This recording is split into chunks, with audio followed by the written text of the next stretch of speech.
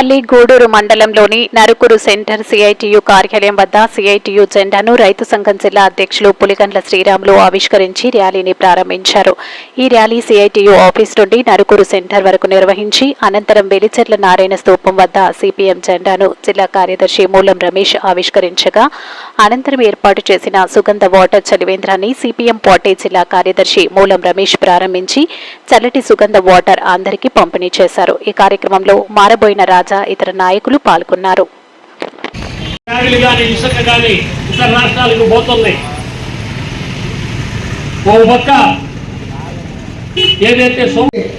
అధికారం రాగానే మేము రెట్టింపు ఆదాయం చేస్తామంటున్నారు.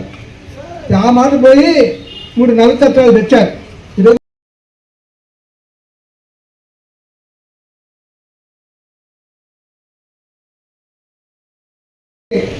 అధికారం రాగానే మేము రెట్టింపు ఆదాయం చేస్తామంటున్నారు.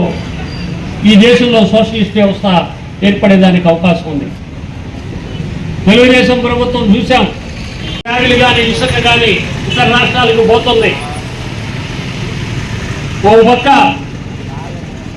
ఏదైతే అధికారం రాగానే మేము రెట్టింపు ఆదాయం చేస్తామంటున్నారు. ఆ మాట పోయి 3 నల్ల చట్టాలు తెచ్చారు. సమస్యల పరిష్కారం కావాలా? ఏడైతే కావాలా మరో స్వాతంత్రం